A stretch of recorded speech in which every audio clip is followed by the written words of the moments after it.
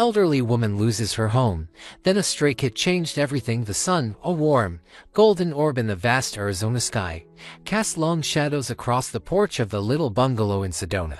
Martha sat in her favorite wicker chair, a steaming mug of chamomile tea warming her hands. At 78, life had taught her a thing or two, mostly about the simple joys. The gentle desert breeze rustling through the ancient cottonwood trees, the cheerful chirping of the gombell's quail in her garden, the comforting weight of her tabby cat, Clementine, purring contentedly on her lap. These were the moments that filled her days with quiet contentment. Across town, at the Sedona Animal Clinic, Dr. Ben Carter, Martha's grandson, was wrapping up a busy morning. Ben, at 35, had inherited his grandmother's gentle nature and a deep love for animals. He'd grown up visiting Martha's bungalow, playing with Clementine, and listening to her stories about the strays she'd taken in over the years. Those memories had inspired him to become a veterinarian, a calling he pursued with passion and dedication. Ben's life, like Martha's, was filled with simple pleasures: the satisfaction of healing a sick animal, the playful nips from his own golden retriever, Buddy, when he came home from work, and the quiet evenings spent with his wife, Sarah, planning their future. They dreamed of a small family, a rambling farmhouse with plenty of room for rescued animals, and a life filled with love and laughter. Martha and Ben shared a close bond, a connection that transcended generations. They often spent weekends together, sharing meals, swapping stories, and simply enjoying each other's company. Martha admired Ben's compassion and dedication, while Ben cherished his grandmother's wisdom and unwavering optimism. One sunny Saturday, Ben drove over to Martha's bungalow, Buddy eagerly panting in the back seat. As he pulled into the driveway, he noticed a small, scruffy-looking cat huddled beneath Martha's rose bushes. It was a stray, thin and dirty, with matted fur and a wary look in its eyes. "Looks like you've got a new visitor, Grandma," Ben said, chuckling, as he walked up the porch steps. Martha smiled. "Indeed. I've been leaving out some food and water. Poor thing looks like it's had a rough time." As they sat on the porch, sipping their tea, the stray cat cautiously approached. Drawn by the aroma of tuna Martha had placed in a small dish, it ate slowly, its eyes darting nervously around, before finally relaxing and enjoying the meal. "He's a handsome fellow, isn't he?" Martha said softly. "I think I'll call him Lucky." Ben watched the cat, a flicker of concern in his eyes. He knew the challenges of life on the streets, the constant struggle for food and shelter, the dangers of disease and injury. He also knew his grandmother's big heart and her tendency to take in every stray that crossed her path. He hoped that Lucky's luck would change for the better. But he also knew that life had a way of throwing curveballs, even at the most innocent creatures. Little did he know, Lucky's arrival was just the beginning of a series of events that would test Martha's and Ben's resilience and redefine their understanding of love, loss, and the enduring power of hope. Lucky, despite his rough start, quickly became a part of Martha's life.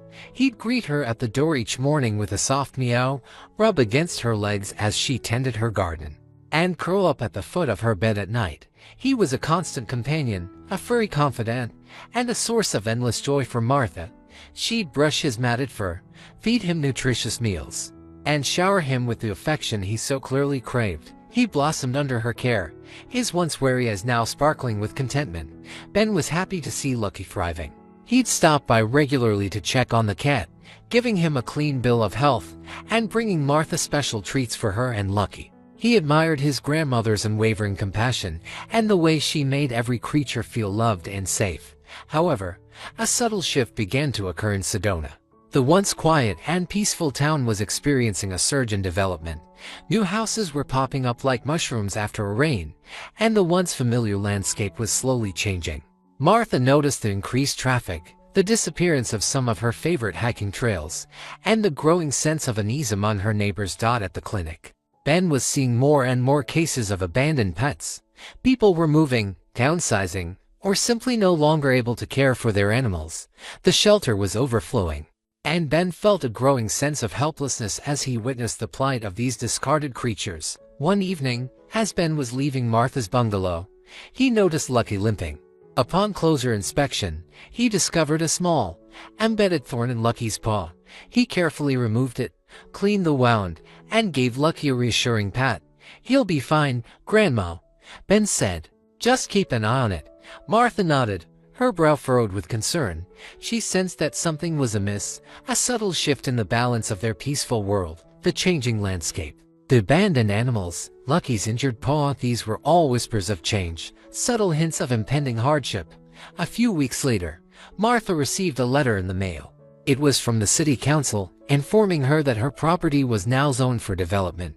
A large corporation had purchased the land surrounding her bungalow, and they were planning to build a shopping mall. Martha's heart sank. Her little bungalow, her sanctuary, her home for over 50 years, was about to be taken away from her. She shared the news with Ben, her voice trembling. Ben was furious. He couldn't believe that the city would do this to his grandmother, to someone who had contributed so much to the community. He vowed to fight it, to do everything in his power to save her home. The whispers of change had grown louder, more ominous. The peaceful existence Martha and Ben had known was about to be shattered. The storm was brewing on the horizon, threatening to engulf everything they held dear. The news of the impending development spread through Sedona like wildfire. Martha, a beloved figure in the community, was overwhelmed with support. Neighbors, friends, and even strangers rallied around her, organizing petitions, writing letters to the city council, and holding protests outside the proposed development site. Ben, fueled by righteous anger, worked tirelessly, consulting with lawyers, attending city council meetings, and speaking out against the injustice of it all. But the corporation, a powerful and faceless entity, wasn't moved.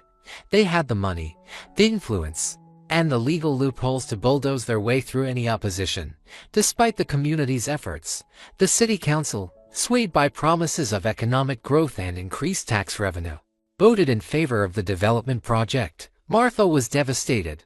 Her little bungalow, the place where she had raised her family, the repository of countless cherished memories, was going to be demolished. The thought of losing her home, her sanctuary, was almost unbearable. The stress of the situation took a toll on Martha's health. She started having trouble sleeping. Her appetite waned, and her once vibrant spirit seemed to dim. Ben was deeply worried. He knew that the fight to save her home was taking a heavy toll on her. But he also knew that giving up was not an option. One evening, Ben found Martha sitting on the porch, staring out at her garden, tears streaming down her face.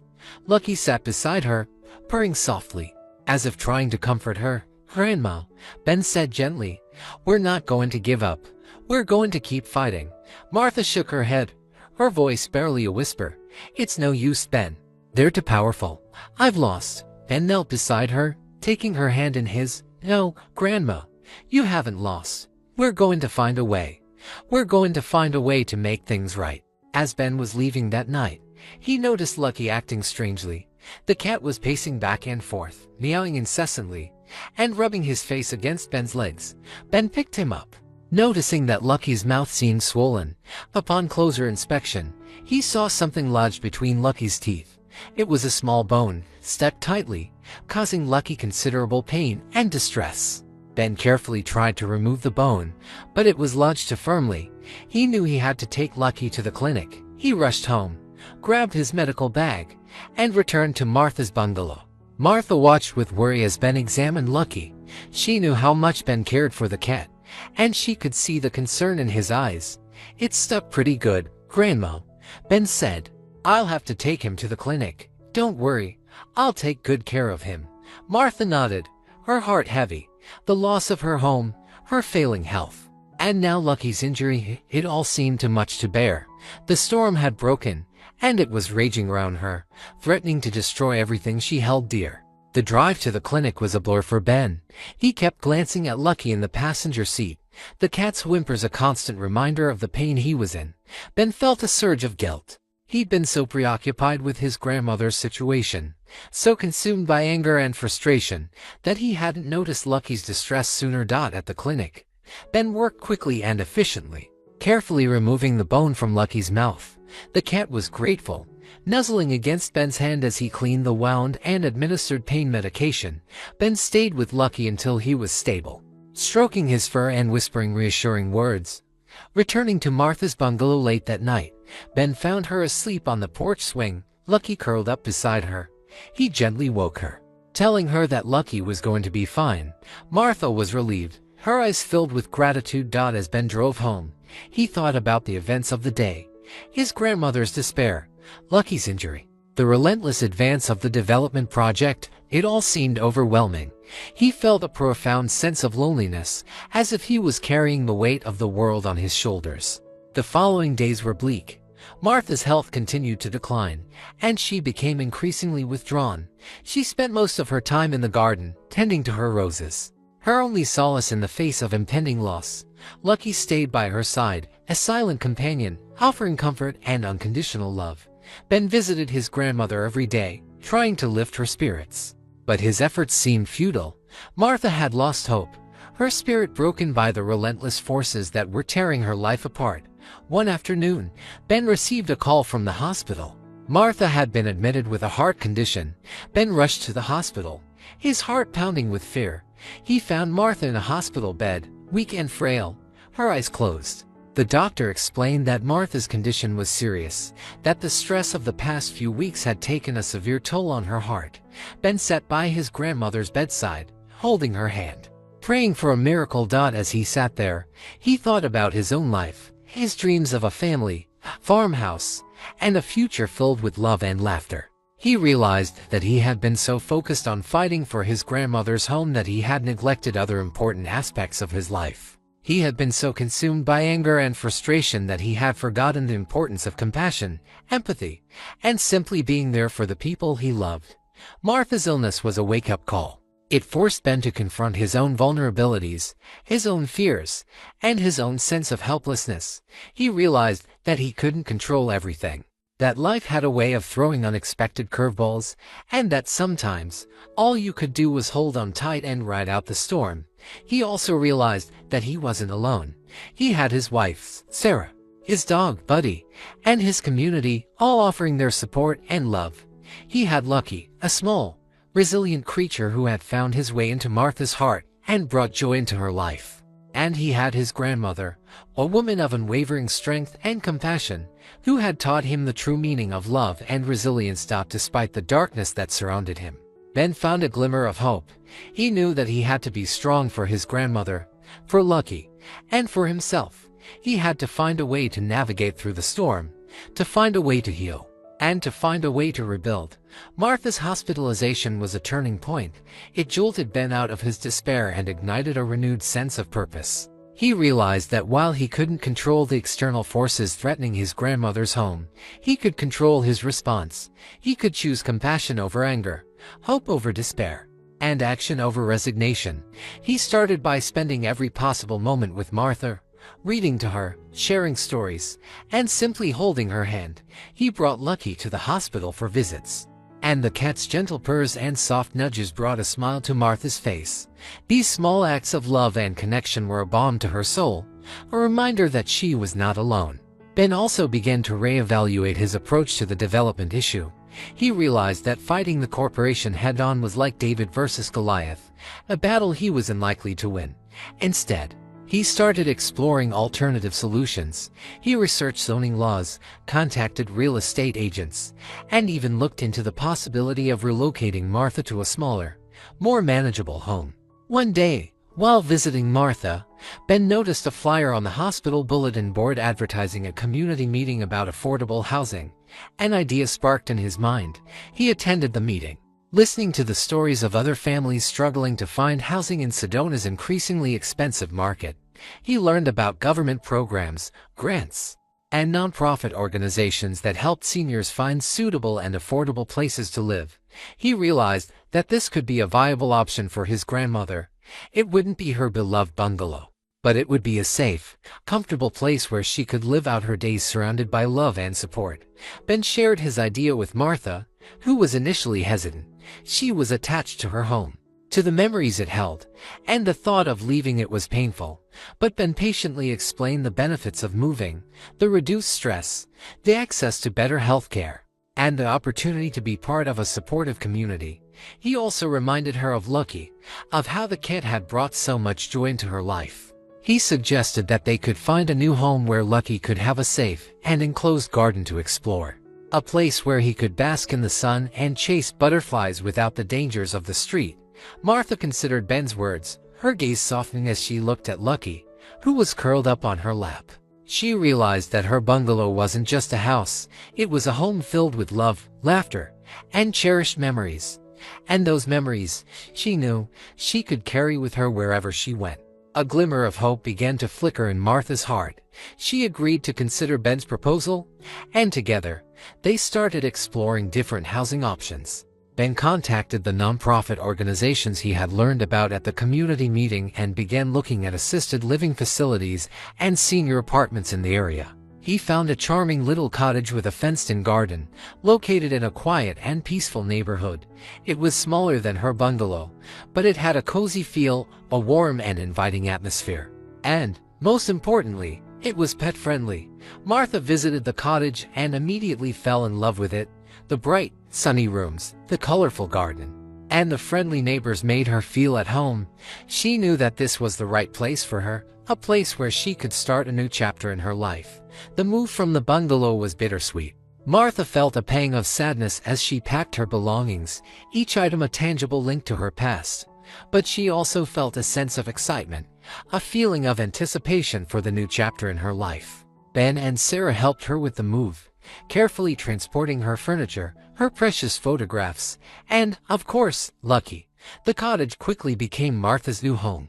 She decorated it with her familiar belongings, creating a space that felt warm and comforting. Lucky explored every nook and cranny of the cottage, claiming his favorite spots on the sunny windowsill and the cozy armchair. Martha settled into her new life with surprising ease. She joined a local senior center, made new friends, and rekindled her passion for painting. The stress of the development battle had lifted, and her health began to improve. She regained her appetite, slept soundly, and her vibrant spirit returned. Ben was relieved to see his grandmother thriving. He visited her often, bringing her flowers from his garden and sharing stories about his work at the clinic. He noticed a lightness in her step, a sparkle in her eyes that had been missing for months. Lucky, too, was flourishing in his new environment. He loved exploring the enclosed garden, chasing butterflies, and basking in the warm Arizona sun. He was a constant source of joy for Martha, a furry companion who showered her with unconditional love. One afternoon, Ben received a call from the hospital.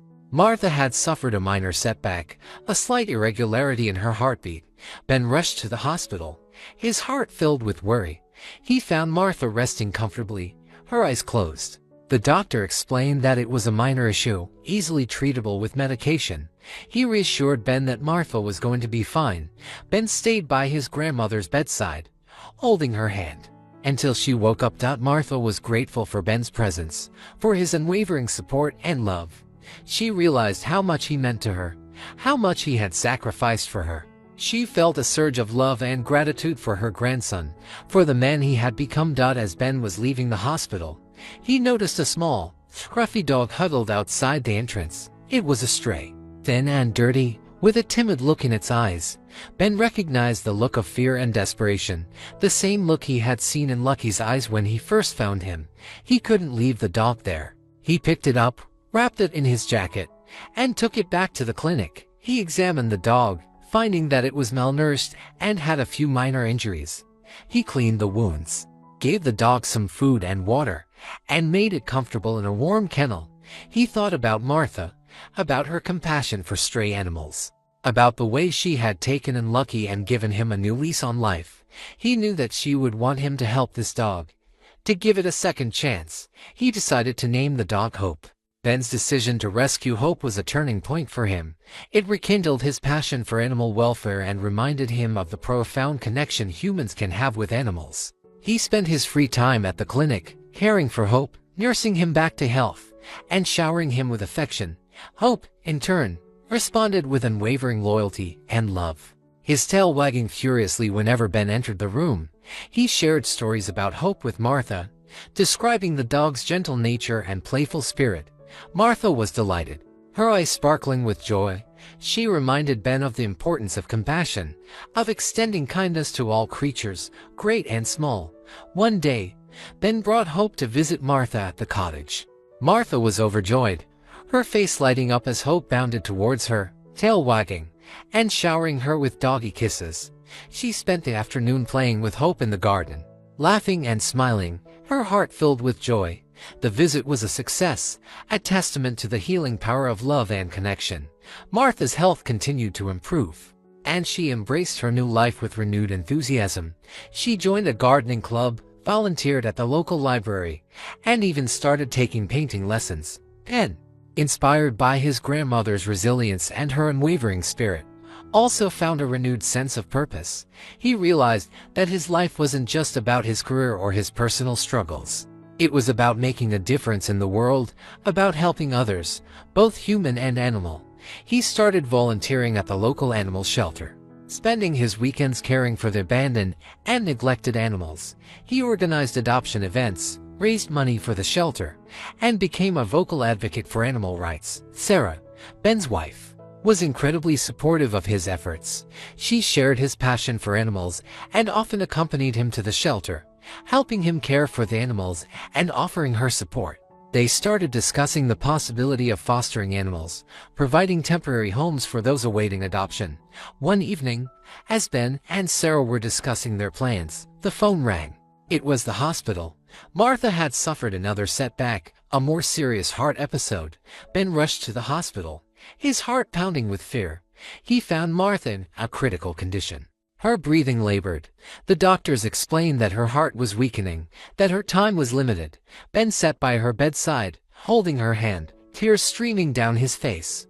Martha, despite her weakness, recognized Ben's presence. She opened her eyes, a faint smile gracing her lips. She whispered his name, her voice barely audible. Ben leaned closer, listening intently. "Thank you, Ben," she whispered. "Thank you for everything."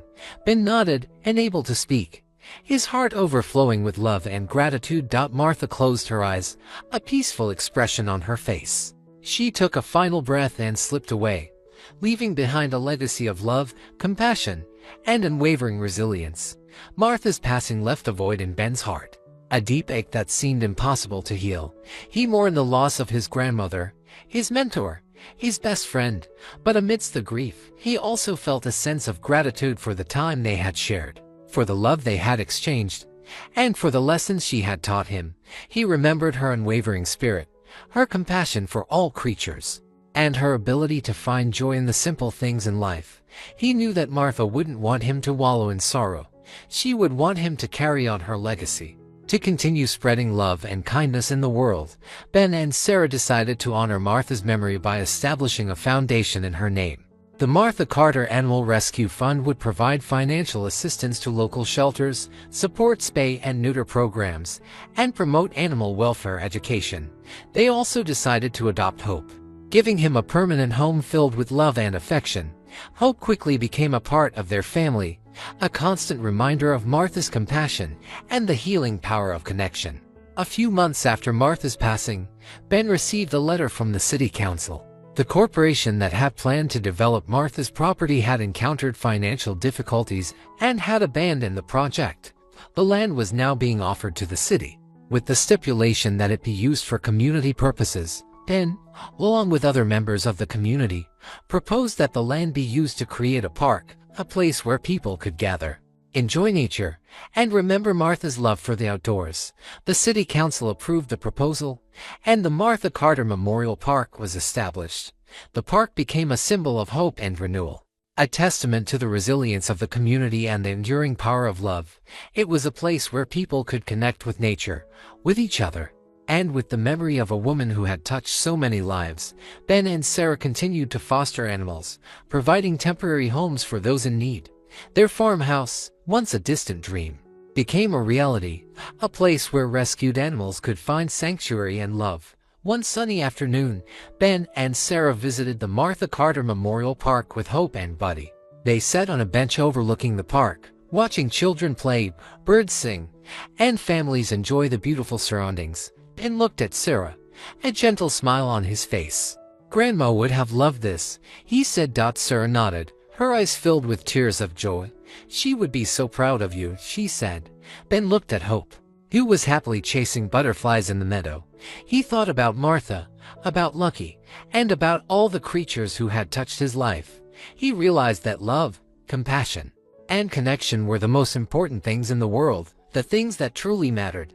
He had faced hardship, loss, and despair, but he had also found hope, healing, and a renewed sense of purpose. He had learned from his grandmother's example, embracing life with courage, compassion, and an open heart. And as he sat there, in the park that bore her name, he knew that Martha's legacy would live on, not just in the park, but in the hearts of all those whose lives she had touched. Her spirit of love and compassion would continue to inspire, to heal, and to bring joy to the world, one rescued animal, one act of kindness, one loving connection at a time. He had found his new beginning, a life dedicated to honoring Martha's memory and spreading her message of love and hope. Orange cat gets eye scratched while protecting woman from wild monkeys. What happened next shocked everyone. The humid Florida air hung heavy with the scent of pine, damp earth, and the faint, musky aroma of primates. Dr. Eleanor Vance, 75 years young, with a silver braid trailing down her back and eyes that held a lifetime of compassion, took a deep breath, savoring the familiar smells and the quiet solitude of the early morning. She was standing on the porch of her small, rustic cottage, located on the edge of the sprawling Primate Haven Sanctuary, a refuge for rescued and retired research monkeys in the heart of Central Florida. Eleanor, a retired veterinarian, had dedicated the last 10 years of her life to volunteering at the sanctuary. After the death of her husband, George, she had sold their home in the suburbs and moved to this small cottage, seeking solace in nature and a renewed sense of purpose in caring for these intelligent, sensitive creatures. Her days were filled with a gentle rhythm, assisting the sanctuary staff with medical checkups, preparing meals, observing the monkeys' behavior, and offering a comforting presence to those who were struggling to adapt to their new environment.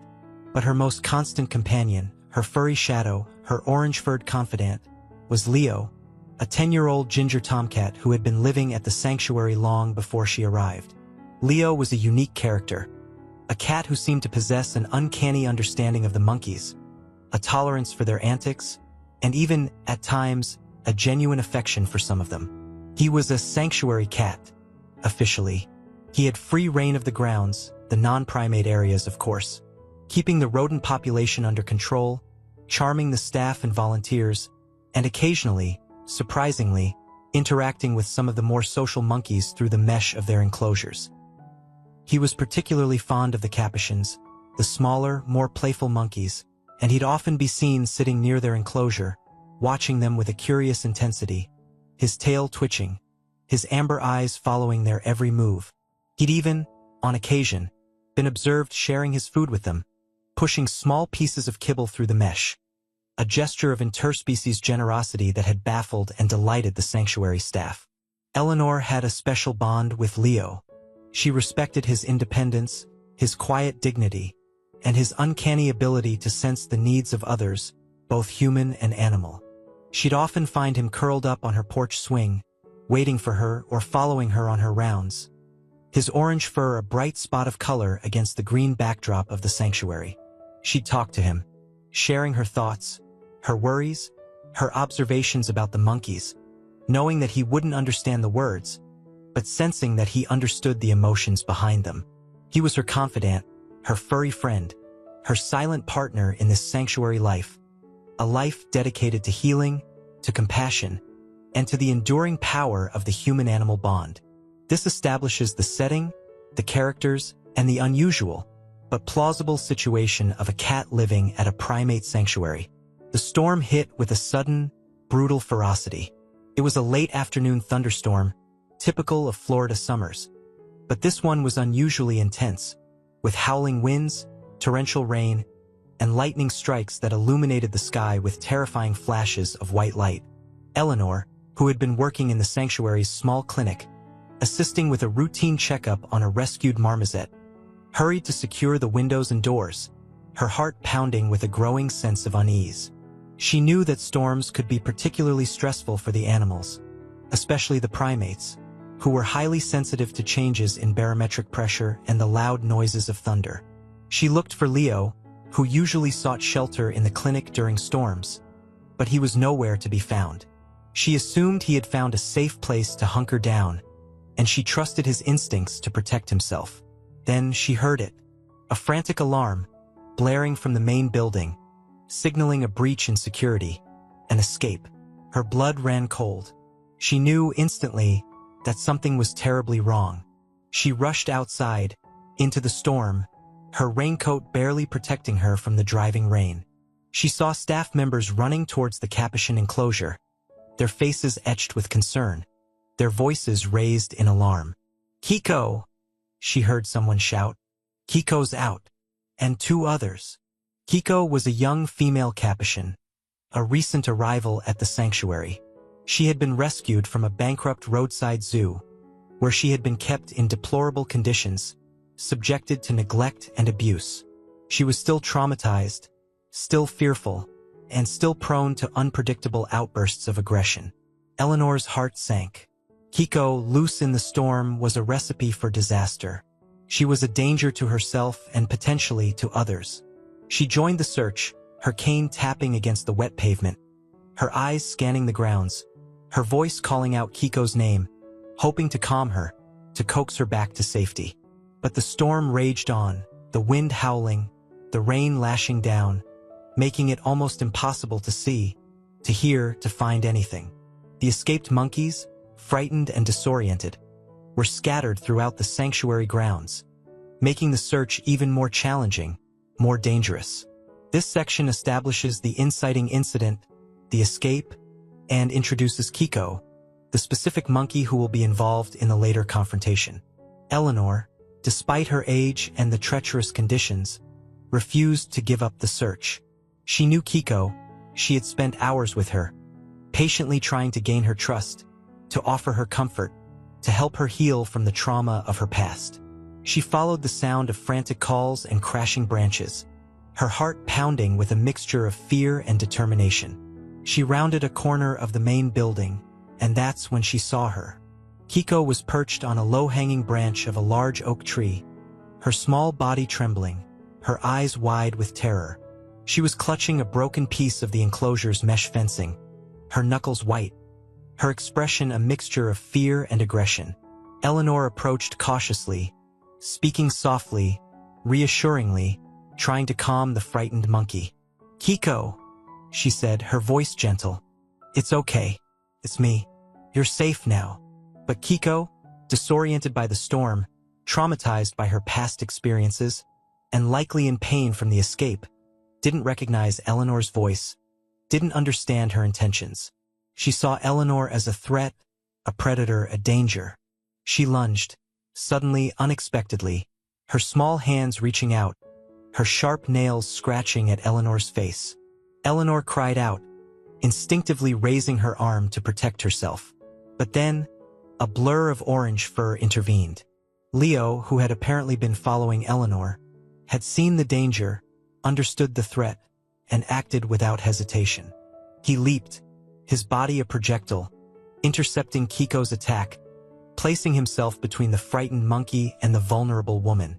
Kiko, startled by Leo's sudden appearance, redirected her aggression towards the cat. She scratched him, her claws raking across his face, drawing blood. Leo hissed, a sharp, warning sound, but he didn't retreat. He stood his ground, his body tense, his one good eye fixed on Kiko, his orange fur bristling with a protective fury. This scene is carefully constructed. The monkey's aggression is explained by her past trauma and the stressful situation, not by inherent malice. Leo's response is protective, but not overly violent. The focus is on the emotional impact, not graphic detail. He had lost vision to his right eye. The other sanctuary staff, alerted by Eleanor's cry and the commotion, arrived quickly, armed with tranquilizer guns and nets. They managed to subdue Kiko, carefully capturing her and returning her to a secure, temporary enclosure. The other two escaped monkeys were also found and safely returned. Eleanor, shaken but relatively unharmed, was treated for the scratches on her arm. Her main concern, however, was for Leo. She found him huddled near a bush, his body trembling, his right eye swollen shut, blood matting the fur around the wound. He looked up at her, his one good eye filled with a mixture of pain and apology. "Oh, Leo," she whispered, her voice choked with emotion. "You saved me. You brave, wonderful boy." She carefully scooped him up in her arms, holding him close, feeling his soft fur, his rapid heartbeat, his vulnerability. She rushed him to the sanctuary's clinic, where Dr. Ramirez, the veterinarian, immediately examined him. The diagnosis was grim. The scratch to Leo's eye was deep, severe, and infected. Dr. Ramirez did everything she could, cleaning the wound, administering antibiotics and pain medication, but she couldn't save the eye. Leo underwent surgery, and the damaged eye was removed. He recovered slowly, gradually adapting to his monocular vision, his movements initially hesitant and uncertain, but eventually regaining his confidence, his agility, his playful spirit. Eleanor stayed by his side throughout the ordeal, offering him comfort, reassurance, and unwavering love. She felt a profound sense of gratitude for his bravery, his loyalty, his selfless act of protection. She also felt a deep sense of guilt, knowing that he had lost his eye because of her, because he had put himself in harm's way to save her.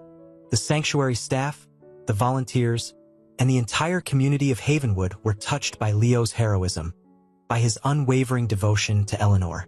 They showered him with praise, with treats, with affection, recognizing him as a true hero, a testament to the extraordinary bond between humans and animals.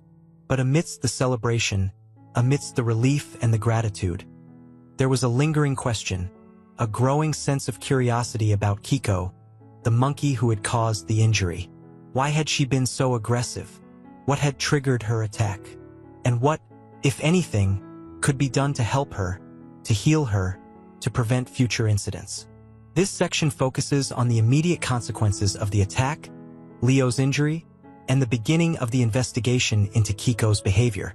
The staff at Primate Haven Sanctuary, determined to understand Kiko's aggression and to prevent future incidents, delved into her history, piecing together the fragments of her past, searching for clues that might explain her behavior.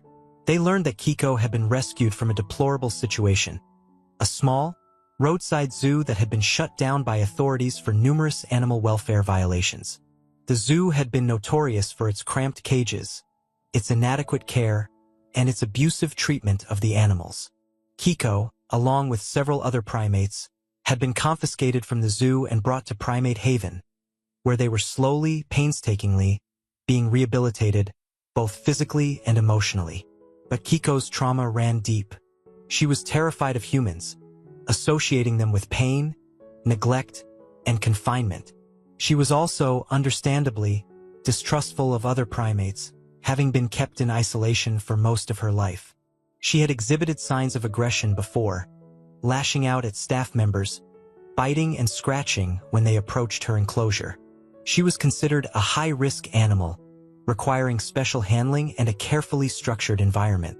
The sanctuary staff had been working with her, patiently, consistently, using positive reinforcement techniques, trying to build her trust, to ease her fears, to help her adjust to her new surroundings. But progress had been slow, and the storm, and her subsequent escape, had clearly exacerbated her anxiety and triggered her defensive aggression. Dr. Ramirez, the sanctuary veterinarian, also discovered something else, something that added another layer of complexity to Kiko's story. During a routine examination, she noticed that Kiko had a small, almost imperceptible tremor in her hands, a slight unsteadiness in her movements. She suspected a neurological condition, perhaps a result of malnutrition, inbreeding, or even a previous injury. She consulted with a specialist, a primate neurologist, who confirmed her suspicions. Kiko was diagnosed with a rare form of cerebellar hypoplasia, a condition that affected her coordination, her balance, and her ability to control her movements. It was a condition that could make her feel vulnerable, insecure, and prone to sudden, unpredictable outbursts of aggression. This new information shed light on Kiko's behavior, explaining her fear, her aggression, and her difficulty adapting to her new environment. It also made her situation even more poignant, more heartbreaking. She was not just a traumatized animal. She was a traumatized animal with a neurological condition, a creature struggling to cope with a world that was both frightening and physically challenging. This section provides the crucial backstory for Kiko, explaining her aggression and building empathy for her, setting the stage for the unexpected bond with Leo. Despite Leo's injury, and despite knowing that Kiko had been the cause of it, Eleanor felt a growing sense of responsibility for the young monkey. She couldn't ignore her plight, her trauma, her vulnerability. She felt compelled to help, to offer her support, to somehow contribute to Kiko's healing. She started to visit Kiko's enclosure regularly, sitting outside the mesh, talking to her softly, reassuringly, offering her small treats, and simply being a calm, consistent presence in her life. She also noticed something else, something that surprised and intrigued her. Leo, despite having lost an eye because of Kiko, seemed to harbor no resentment, no fear, no animosity towards the monkey. In fact, he seemed to be drawn to her. He'd often accompany Eleanor on her visits to Kiko's enclosure, sitting patiently beside her, his one good eye fixed on the monkey, his tail thumping softly against the ground. He'd even, on occasion, let out a soft meow, a gentle, questioning sound, as if trying to communicate with Kiko, to offer her comfort, to reassure her that he was not a threat. Then, one afternoon, something extraordinary happened. Eleanor was sitting outside Kiko's enclosure, talking to her softly, when Leo, who was sitting beside her, suddenly stood up, walked towards the mesh, and started to rub his head against it, purring loudly. Kiko, who had been huddled in a corner of the enclosure, her body tense, her eyes wary, slowly approached the mesh, her movements hesitant, her expression curious. She reached out a small, trembling hand and touched Leo's fur, tentatively at first, then with increasing confidence. She started to chatter softly, a series of clicks and whistles, the sounds of a Capuchin monkey communicating. Leo, in response, purred even louder, rubbing his head against the mesh, his body vibrating with a gentle, soothing energy. He then did something that stunned Eleanor and the other sanctuary staff who were watching. He started to groom the mesh, licking it carefully, meticulously, as if he were grooming Kiko herself.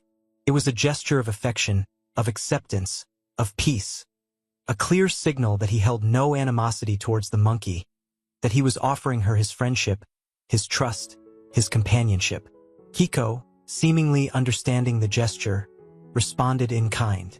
She reached through the mesh and gently touched Leo's fur, her fingers tracing the contours of his face, his ears, his one remaining eye.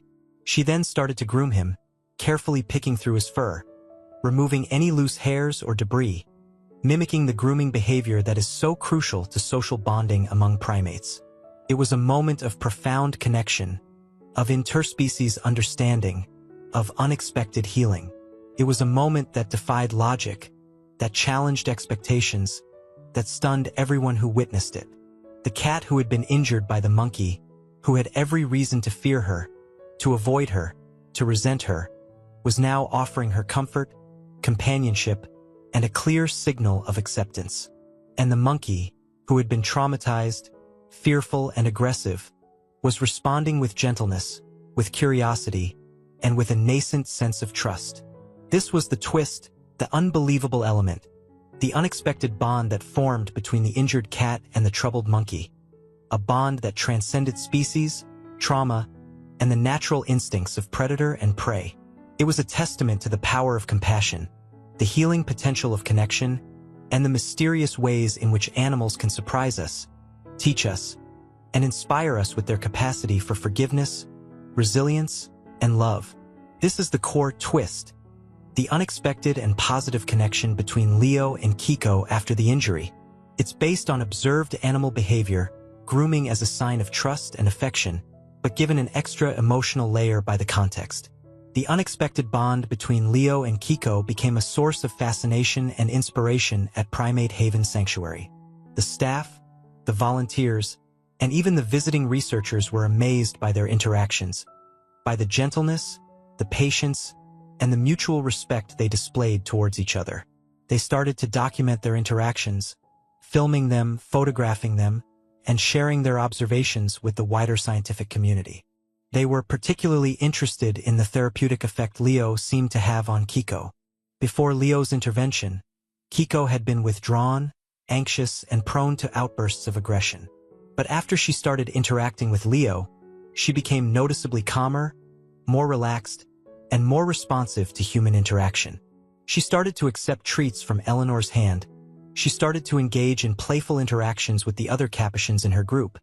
And she even, on occasion, allowed the sanctuary staff to approach her enclosure without exhibiting signs of fear or aggression.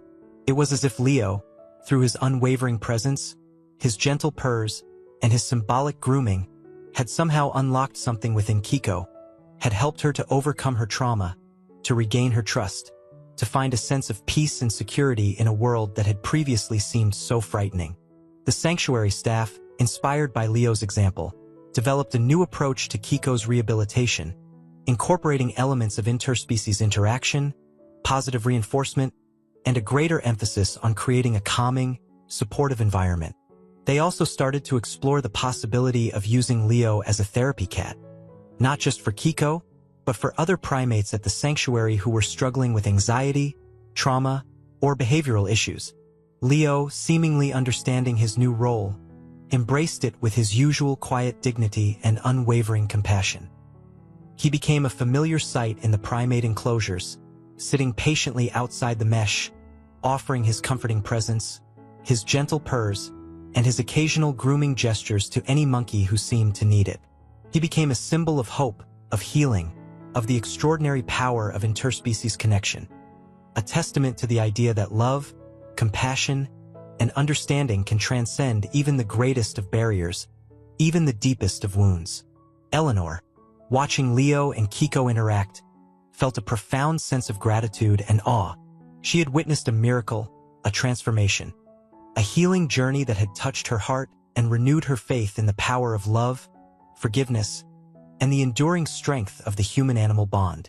She realized that Leo, in his own quiet, unassuming way, had not only saved her life, but he had also saved Kiko's, and he had, in the process, taught her a valuable lesson about the interconnectedness of all living creatures, the importance of compassion, and the unexpected ways in which healing can occur. The focus here is on the positive impact of the bond, both for Kiko's rehabilitation and for the sanctuary's approach to animal care. The story of Leo and Kiko, the one-eyed cat and the traumatized monkey who had found solace and healing in each other's company, spread far beyond the confines of Primate Haven Sanctuary. It was featured in local newspapers, on television news programs, and even in national magazines, capturing the hearts and imaginations of people all over the country. The sanctuary, once a relatively unknown and underfunded facility, became a destination for animal lovers, researchers, and curious onlookers, all eager to witness the extraordinary bond between Leo and Kiko, and to learn more about the sanctuary's work in rescuing and rehabilitating primates. Donations poured in, allowing the sanctuary to expand its facilities, improve its programs, and provide even better care for its animals. Volunteers flocked to the sanctuary, offering their time, their skills, and their compassion to help with the daily tasks of caring for the monkeys, cleaning the enclosures, and providing enrichment activities. The community of Havenwood, the small rural town that had initially been wary of the primate sanctuary, now embraced it as a source of pride, a testament to their commitment to compassion, conservation, and the well-being of all creatures, great and small. They organized fundraisers, bake sales, and community events to support the sanctuary, and they welcomed the staff and volunteers as valued members of their community. Eleanor, who had once felt isolated and alone, now found herself at the center of a vibrant, supportive community, surrounded by people who shared her love for animals, her respect for nature, and her belief in the power of healing and connection. She became a local celebrity, a spokesperson for the sanctuary, and an advocate for animal welfare, sharing her story, her insights, and her unwavering belief in the importance of compassion and understanding. And Leo, the one-eyed orange cat who had started it all, remained her constant companion, her furry friend, her silent partner in this extraordinary journey. He continued to visit Kiko, to offer her comfort and companionship, and to inspire everyone who witnessed their unique and unbreakable bond. He became a symbol of hope, of resilience, of the extraordinary power of interspecies connection, a reminder that even in the darkest of times, Even in the face of trauma and loss, there is always the possibility of healing, of forgiveness, and of finding love and companionship in the most unexpected places. It was a story that began with an act of courage, a cat protecting a woman from a frightened monkey, but it ended with a community united, a sanctuary thriving, and a bond between two unlikely souls that had touched the hearts of millions, a testament to the enduring power of love, compassion, and the magic that can happen when we open our hearts to the creatures who share our world. The conclusion expands the scope to include the wider community, showing how the story had a ripple effect, benefiting the sanctuary, the town, and Eleanor's personal life, reinforcing the themes of connection and healing.